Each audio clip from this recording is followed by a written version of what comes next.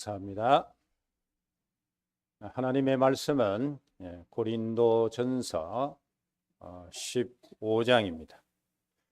고린도전서 15장 12절로 19절까지 말씀을 찾아서 한 목소리로 합독하겠습니다.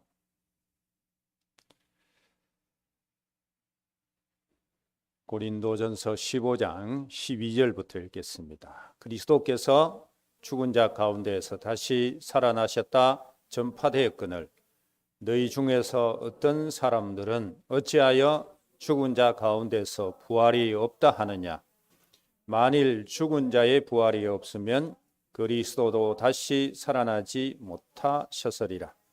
그리스도께서 만일 다시 살아나지 못하셨으면 우리가 전파하는 것도 헛것이요 또 너희의 믿음도 헛것이며 또 우리가 하나님의 거짓 증인으로 발견되리니 우리가 하나님이 그리스도를 다시 살리셨다고 증언하였음이라. 만일 죽은 자가 다시 살아나는 일이 없으면 하나님이 그리스도를 다시 살리지 아니하셨으리라. 만일 죽은 자가 다시 살아나는 일이 없으면 그리스도도 다시 살아나신 일이 없었을 터이요 그리스도께서 다시 살아나신 일이 없으면 너희의 믿음도 헛되고 너희가 여전히 죄 가운데 있을 것이요 또한 그리스도 안에서 잠자는 자도 망하였으리니 만일 그리스도 안에서 우리가 바라는 것이 다만 이 세상의 삶뿐이면 모든 사람 가운데에 우리가 더욱 불쌍한 자이리라. 아멘. 기도합니다. 하나님 감사합니다. 오늘도 하나님 앞에 나와 믿음을 고백하는 복된 인생 되게 하심을 감사합니다. 이 예배 속에서 주시는 하나님의 말씀을 나의 언약으로 붙잡게 하시며 예배의 성공자로 설 수 있도록 축복하시고 한 주간의 우리의 삶이 오늘 주시는 말씀이 지표가 되며 그 말씀 깊이 묵상하여 오늘 말씀으로 역사하신 하나님을 한 주간 우리의 삶을 통하여 그대로 체험하도록 축복하옵소서. 살아계신 주 예수 그리스도 이름으로 기도하옵나이다. 아멘. 오늘은 우리 함께 읽은 말씀을 가지고 부활하신 그리스도, 이 그리스도의 부활에 대한 말씀을 받도록 하겠습니다. 오늘 우리가 이 부활 주일로 지키는데요. 로마서 1장 4절에 보면 바울은 그리스도께서 죽은 자 가운데서 부활하여 능력으로 하나님의 아들로 인정되셨다라고 선언하고 있습니다. 그래서 그리스도의 부활은 그리스도의 신성, 다시 말해서 그분이 하나님이시다라는 것을 분명하게 강력하게 전하는 메시지가 되겠습니다. 가장 큰 창조의 능력이 나타난 축복의 역사, 그 역사가 바로 그리스도의 부활입니다. 그래서 오늘 우리가 이 성경을 중심에서 확인하면서 그리스도의 부활에 대한 메시지를 받을 때에 여러분에게 큰 은혜의 역사, 지금 살아계시고 역사하시는 성삼위 하나님의 역사가 충만하게 일어나기를 주의 이름으로 축복합니다. 우리가 크게 첫째로 생각할 것은 그리스도의 부활에 대한 사실을 생각합니다. 그 첫째가 뭔가 하면 그리스도의 부활은 실제 일어난 역사적인 사실이다라는 겁니다. 이 부분에 대한 사실은요 이미 구약 성경에서 다 예언되어졌습니다. 특히 시편 16편 10절 말씀에 보면 다윗이 예언을 합니다. 내 영혼을 스올에 버리지 아니하시며, 음부죠. 주의 거룩한 자로 섞지 않게 하실 것임이라 라고 그리스도의 부활을 예언합니다. 이게 무슨 그리스도에 대한 부활의 예언이냐라고 우리가 질문할 수 있는데요. 베드로가 성령 충만하여서 사도행전 2장 31절 말씀에 보면 이 말씀을 그대로 인용합니다.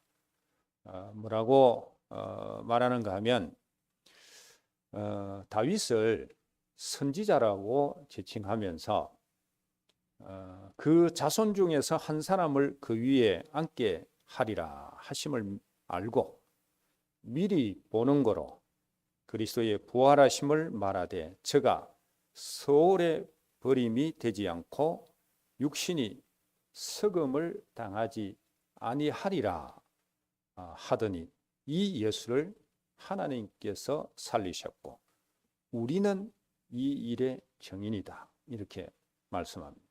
그래서 다윗이 예언한 그리스도의 부활의 그 말씀을 베드로가 그대로 성취되어졌다라는 것을 선포하고 우리가 바로 이 일의 증인이다라고 말씀을 했습니다. 여러분, 저와 여러분은 이 그리스도의 부활의 증인이 되어야 됩니다. 살아계신 하나님의 증인이 되어야 된다 그 말이거든요. 우리 모습을 보면서 아이고 저 사람 믿는 예수는 죽었구나 이렇게 보이면 안 됩니다. 진짜 살아계시네. 이게 내게도 늘 누려져야 되고 다른 사람에게도 전달되어지는 정말 그리스도가 살아계심의 증인으로 우리가 삶을 사셔야 됩니다. 자, 그리고 마가복음 9장 9절에 보면 예수님께서도 친히 당신이 부활하실 것을 말씀을 하셨습니다. 변화산상에 올라가서 완전히 변화된 모습으로 모세와 엘리야와 이 대화를 하고요. 그 변화산상에서 내려오면서 함께 갔던 베드로와 야고보와 요한에게 예수님께서 이릅니다. 오늘 본 이 사실은 인자가 죽은 자 가운데에서 살아날 때까지는 이거 본 것 아무에게도 얘기하지 말라 이렇게 말씀했습니다. 그런데 이 함께 했던 제자들은 인자가 죽고 난 다음에 다시 살아난다 저게 무슨 뜻일까 이런 이제 그 대화를 했어요. 근데 바로 이 말씀이 뭡니까? 예수님께서는 내가 죽고 부활하신다라는 것을 분명히 말씀을 하신 부분이다. 그 사실을 우리가 기억해야 되고요. 그리고 오늘 우리가 본문을 기록한 바울도 고린도전서 15장 우리 오늘 읽었습니다만 4절에 보면 뭐라고 얘기합니까? 성경대로 죽고 성경대로 살아나셨느니라 라고 말하면서 쭉 그 부활의 증거를 나열했습니다. 처음에는 베드로에게, 그 다음에 12 제자에게, 500여 형제에게, 야고보에게, 모든 사도에게, 그리고 만삭되지 못한 내게도 친히 부활하신 그리스도가 나타났다라고 이 부활이 실제적인 사실임을 밝히고 있습니다. 이 부활의 역사적인 사실은요, 천사도 증거합니다. 마태복음 28장 5절에서 7절에 보면 우리 오늘 우리 아이들에게 이 말씀을 함께 우리가 생각하고 말씀을 전했는데요. 천사가 분명히 죽은 예수는 이 무덤에 있지 않고 살아나셨느니라 라고 증거하고 있습니다. 그런데 더 우스운 것은 대적자들 있지요. 예수님을 죽이고 대적했던 자들도 이 그리스도의 부활의 사실을 증거하고 있습니다. 그게 마태복음 28장 11절에서 15절에 보면 나옵니다. 그래서 부활은 뭐 헛것 본 게 아니고요. 진짜 역사적으로 일어난 실제 사건이라는 것을 우리가 믿으셔야 됩니다. 그리고 두 번째로 우리가 생각할 것은 뭔가 하면 부활로 이루신 사실을 성경을 통해서 확인합니다. 이 그리스도께서 부활하심으로 어떤 사실이 이루어졌는가라는 겁니다. 오늘 우리가 읽은 말씀 17절 말씀 보면 확인되는 사실이 있어요. 거기 보면 부활하지 아니하셨다면 우리가 여전히 어디 가운데 있다고요? 죄 가운데 있느니라 이렇게 말했습니다. 그러면 역으로 그리스도께서 부활하심으로 뭐가 해결됐다고요? 모든 인간의 죄 문제가 해결되어졌다라는 사실입니다.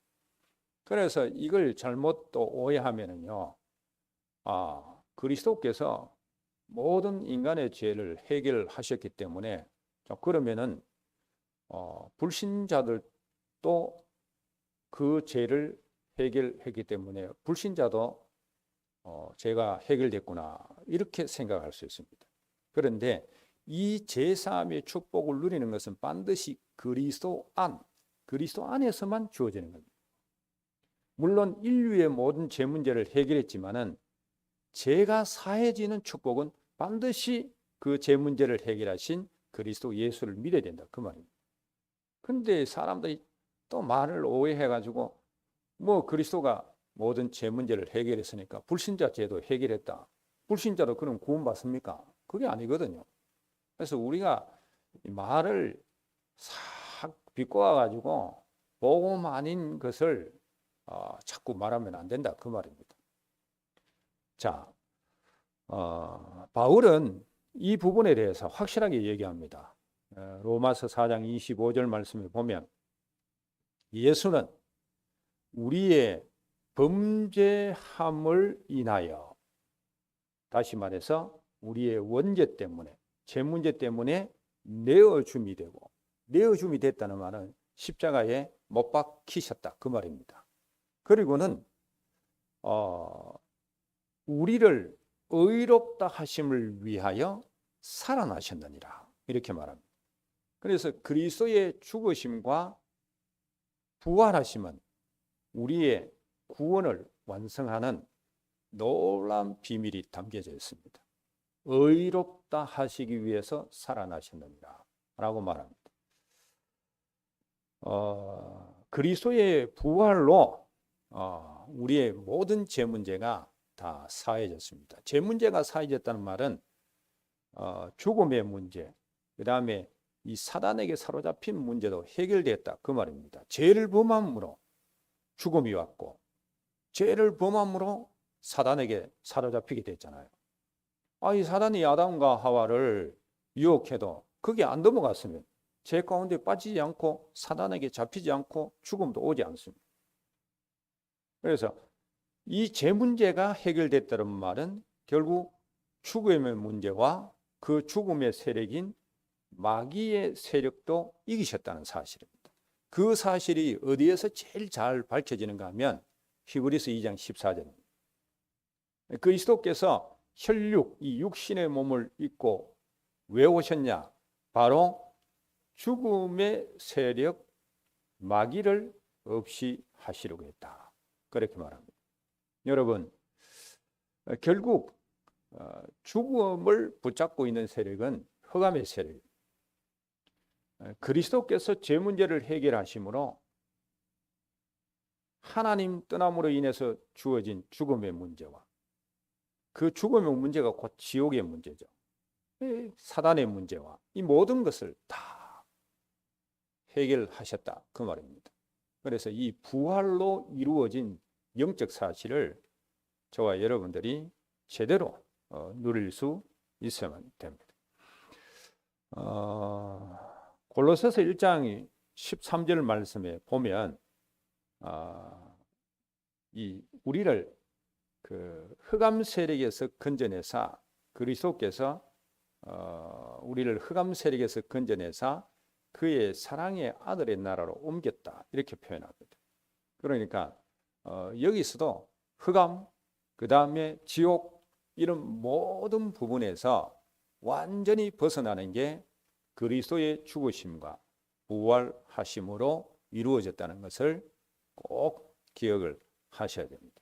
그래서 그리스도의 부활에는 이런 엄청난 비밀이 담겨져 있다는 것을 아셔야 됩니다. 그래서 우리의 구원과 연관되어 있다. 이 부활은. 그러니까 우리는 그리스도에 대한 절대 믿음, 오직의 믿음을 가져야 된다라는 것입니다. 자, 그러면서 두 번째로 우리가 크게 생각해야 될 게 뭔가 하면 그리스도의 부활의 신앙의 중요성을 한번 묵상하겠습니다. 자, 그리스도께서 부활하신 것은 실제적인 사실이고, 그 다음에 그리스도께서 이 부활하심으로 이루어놓은 이 엄청난 이 사실, 영적인 사실, 죄 문제, 그 다음에 죽음의 문제, 지옥의 문제, 사단의 문제, 이게 다 해결되어졌어요. 그러면 우리는 이 그리스도의 부활의 신앙을 가져야 되거든요. 왜 그리스도의 부활의 신앙을 가져야 되는지 그 중요성을 우리가 진짜 확인하고 이 속으로 들어가야 됩니다. 첫째로 생각할 것은 그리스도의 부활과 믿는 우리와의 관계입니다. 몇 가지만 생각합니다. 너무 많지만은 오늘 예배 속에서 우리가 받아야 될 또 누려야 될 내용만 몇 가지 소개합니다. 고린도전서 15장 45절 우리가 안 읽었는데 쭉 보시기 바랍니다. 이 고린도전서 15장은 이 바울이 그리스도 부활에 대해서 선 장이기 때문에 이 부활장이라 그렇게 말하거든요. 그래서 이 그리스도 부활에 대한 부분을 계속해서 말씀하는데 그 중에 45절을 한번 보시기 바랍니다. 45절에 보면 그리스도의 부활은 결국 우리에게 살려주는 영, 다시 말해서 생명을 주는 영이라 그렇게 말씀하고 있습니다. 그러니까 저와 여러분들이 그리스도의 부활의 신앙을 가져야 돼요. 생명을 주는 영이에요. 그리스도의 영은 생명을 주는 영입니다. 그래서 우리는 이 그리스도를 통해서 뭘 받습니까? 예수 생명을 받잖아요. 그래서 요한일서 5장 12절에 보면 아들이 있는 자에게는 생명이 있고 아들이 없는 자에게는 생명이 없느니라 이렇게 말했습니다. 부활신앙이 왜 중요하냐? 생명을 누리는 믿음이기 때문에 그렇습니다. 우리가 이 부활신앙을 놓쳐버리면 생명이 아니라 그 생명을 놓쳐버리고 잊어버린 자처럼 그렇게 힘없게 신앙생활합니다. 여러분 다 끝났다고 생각하는데 그리스도가 다시 살아났다. 그것을 실제적으로 육안으로 봤다. 얼마나 그 신앙이 활력이 있고 힘이 있겠습니까? 모든 사람이 육신으로 죽은 그리스도를 생각하면서 아이고 이제 끝났구나 이렇게 생각하는데 그 믿는 자들 앞에서 다 나타났다. 우리는 진짜 이 부활의 신앙을 평생에 누리면서 살아야 됩니다. 순간순간 보면 이 부활 신앙을 다 놓치고 살 때가 많거든요. 이 생명을 부여받았는데 생명 주신 이 비밀을 못 누리고 살 때가 너무 많거든요. 그냥 먹고 사는데 바빠가지고. 예수 생명이 그냥 늘 우리에게는 뒷전이야. 그리스도는 살려주는 영입니다. 생명의 영이다. 그 말입니다. 우리에게는 예수 생명이 있다. 그 말입니다. 그래서 고린도전서 15장 22절 말씀에 보면 그리스도 안에서는 모든 사람이 뭘 얻는다고요? 삶을 얻으리라. 그리스도를 통해서만 삶을 얻어요. 이 말은 그리스도 아니면 모든 사람들이 죽은 상태로 살아간다. 그 말입니다. 그리고 그리스도의 부활은요. 로마서 5장 10절 말씀에 보면 그리스도의 죽음으로는 그 하나님과 화목되었고 그리스도의 부활하심으로 인하여서는 구원을 얻었다. 이렇게 표현합니다. 예수 그리스도께서 십자가에 달려서 완전히 몸을 버리신 것은 내어주면 우리가 하나님과 화목된 관계를 이루는 것이고 부활은 결국에는 우리에게 구원의 완성을 주신 것이다 라는 겁니다. 그래서 복음했을 때 그걸 우리가 캐리그마라고 하는데요. 그리스도의 오심과 그리스도의 그 고난과 고난의 그 최고 정점은 십자가잖아요. 그 다음에 그리스도의 부활이 절대 빠지면 안 되는 거예요. 그러니까 이 그리스도의 부활이 구원의 완성을 이루신 거다. 그 말입니다. 반드시 이 사실을 우리가 믿으셔야 됩니다. 그래서 우리의 신앙이 늘 죽은 그리스도, 십자가에 달려 죽은 그리스도만 생각하면 안 된다 이 말입니다. 그분이 살아나셔서 우리에게 생명 주시고 구원 주신 이 기쁨과 감격 속에서 우리가 살아가야 되는 거예요. 그리스도의 부활이 우리의 신앙과 이렇게 밀접한 관련이 있다 그 말입니다. 자, 더 나아가서는 그리스도의 부활은 오늘 우리가 읽은 말씀 15절 말씀 보시기 바랍니다. 우리 또한 부활한다는 근거가 되어집니다. 그리스도께서 죽으셨다가 죽은 자의 첫 열매로 다시 살아나신 것은 우리 또한 그리스도처럼 나중에 부활할 것이다 라는 것에 대한 참된 소망입니다. 이거보다 더 큰 소망이 어디 있습니까, 여러분? 인간이 한 번 살다가 죽으면 그것으로 끝이다. 얼마나 허무합니까? 그런데 예수 그리스도를 믿고 죽은 자는 다시금 생명의 부활로, 심판의 부활이 아닙니다. 생명의 부활로 다시 살아난다는 거예요. 이것보다 더 큰 소망이 어디 있습니까?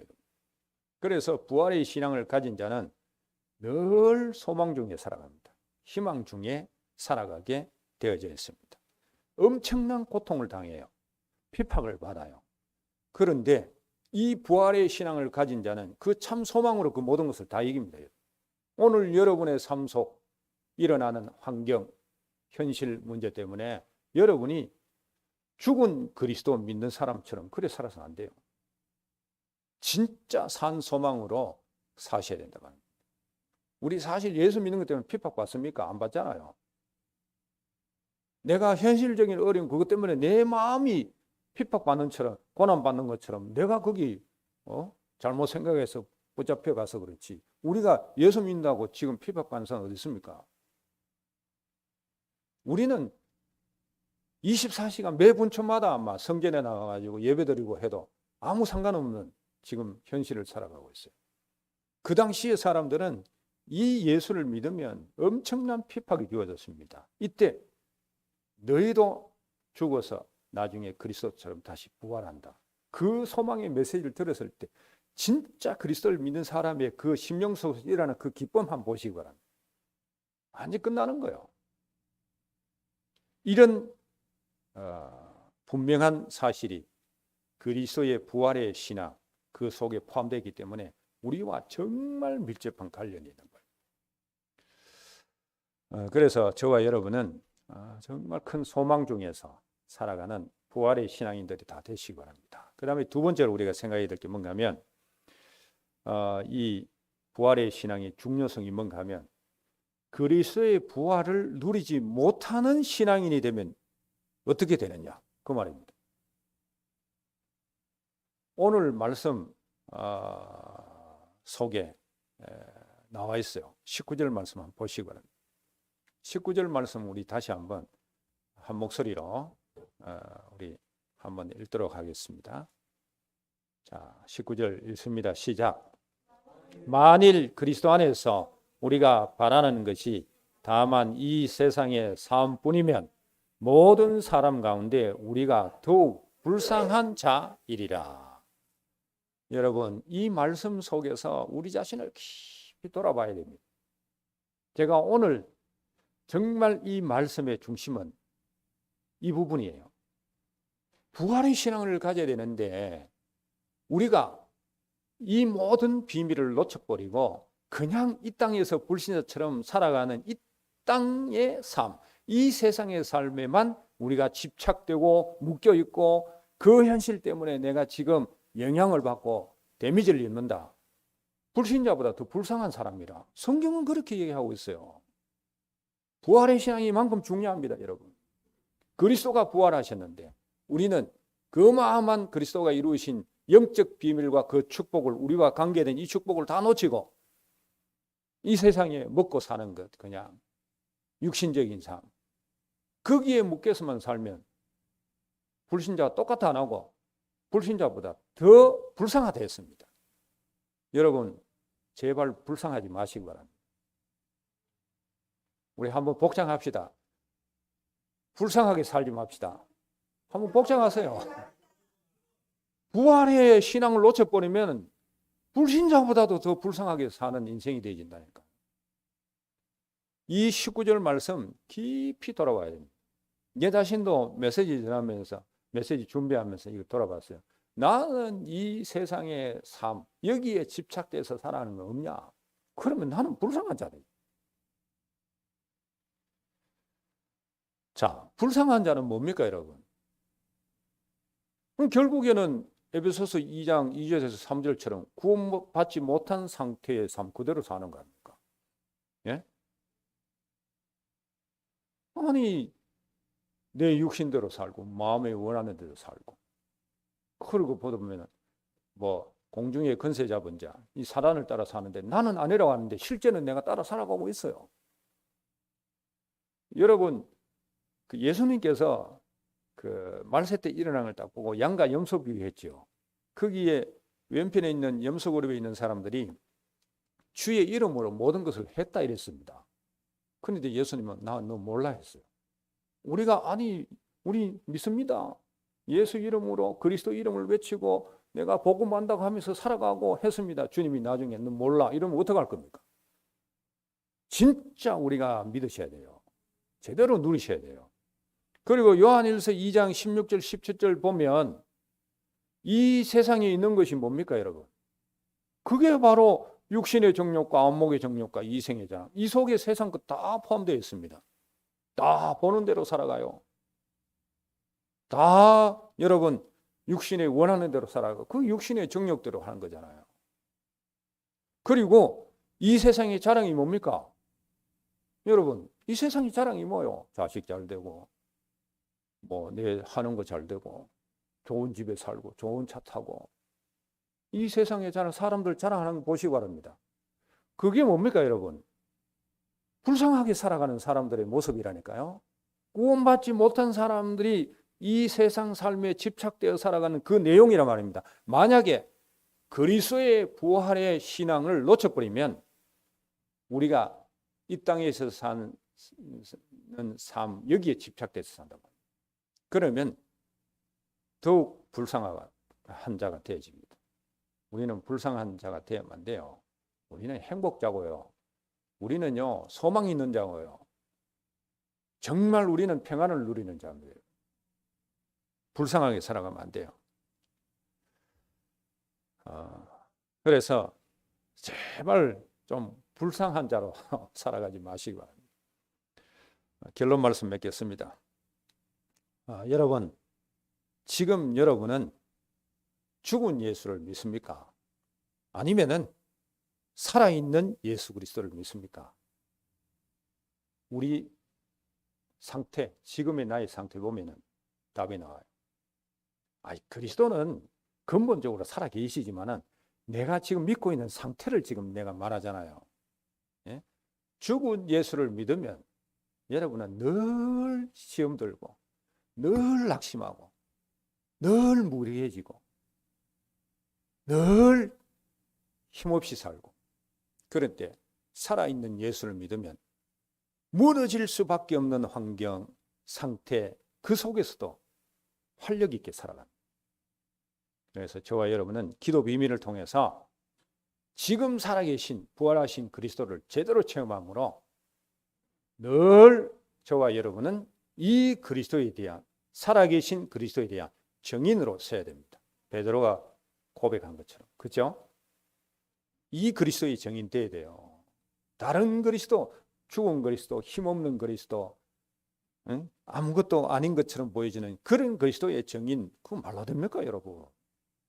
정말 살아있는 그리스도의 증인으로 평생을 살아가는 저와 여러분 되시기를 주의 이름으로 축복합니다. 기도하겠습니다. 하나님 감사합니다. 오늘도 이 부활 주일을 맞이하며 부활 신앙에 대한 깊은 말씀을 함께 나눌 수 있도록 축복하신 것 감사합니다. 우리 모든 성도들 부활 신앙인으로 소망 있고 생명력 있는 삶을 살아가게 하옵소서. 이건 놓쳐서 세상 사람들보다 불신자보다 더 불쌍한 자로 전락하지 아니하도록 늘 부활의 믿음을 가지고 살아가는 복된 성도들 되어지게 하시고 일의 정인으로 설 수 있도록 축복하옵소서. 주 예수 그리스도 이름으로 기도하옵나이다. 아멘. 우리